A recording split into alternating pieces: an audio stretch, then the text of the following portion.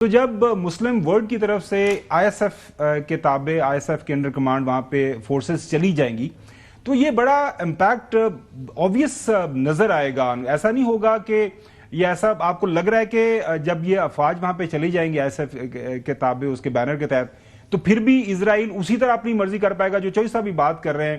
کیا ایسا مطلب یہ تو نہیں ہو سکتا کہ یہ فورسز وہاں پہ چلی جائیں اور اسرائیل اپنی مرضی کرتا رہے اور اسی طرح بمباری بھی کرے اور اسی طرح کی وہاں پہ کنفرنٹیشن بھی کرے؟ مسلم ورلڈ کی جب فورسز وہاں پر موجود ہوں گی، سوال یہ ہے کہ ان کے اگر وہ کرے گا تو پھر یہ ممالک بھی تو کچھ نہ کچھ کریں گے نا، یا اپنا گال دوسرا سامنے کر دیں گے کہ پر تھپڑ مارے تو دوسرے پر مار لو. یہ بڑا اسلحہ ہوگا کہ نہیں ہوگا؟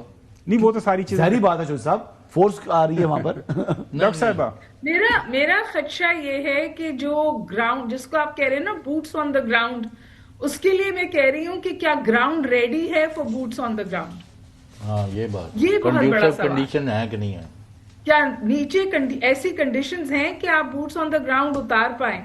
اور جب وہ بوٹس آن دا گراؤنڈ آئیں گے تو پھر کیا اسرائیل کی طرف سے ڈیٹرنس تو ہو سکتی ہے کہ پھر اسرائیل اس طور حملے نہیں کرے گا، لیکن کوئی جرنلسٹک کور، کوئی بیڈ پی آر، اتحادیوں کی سے ریکگنیشن بشمول فرانس اور یو کے، اس میں سے کچھ بھی اسرائیل کو نہیں روک پایا ہے.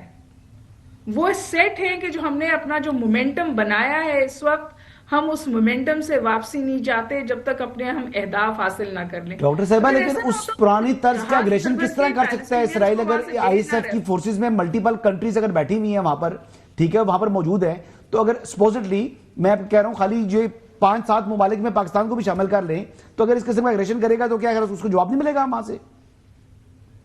جب آپ دیکھیے آپ جنگ میں نہیں جا رہے، آپ ایز اے فائٹنگ فورس نہیں جا رہے، اسٹیبلائزیشن فورس آپ اسٹیبلائز کرنے جا رہے ہیں خطے کو. آپ کے مینڈیٹ میں یہ نہیں ہے کہ آپ اسرائیل سے بھڑ جائیں، اور نہ بھڑنا چاہیے. آپ کے مینڈیٹ میں یہ ہوگا کہ آپ راہداریوں سے جو خوراک ہے اور ایڈ ہے اس کو آنے دیں، وہاں اسٹیبلائز کریں سچویشن.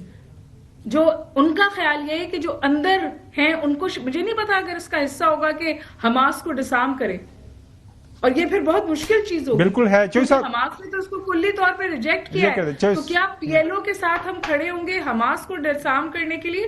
اسی لیے میں آپ سے گزارش کر رہی ہوں کہ جو آپریشنل کلیئرٹی ہے وہ موجود نہیں ہے. اور میرا یہ خیال ہے کہ یو ایس نے یہ کروایا ہے تاکہ جو وہ ابراہیم ایکارڈز پہ پروگریس چاہتے ہیں وہاں وہ کچھ شوکیس کر سکیں.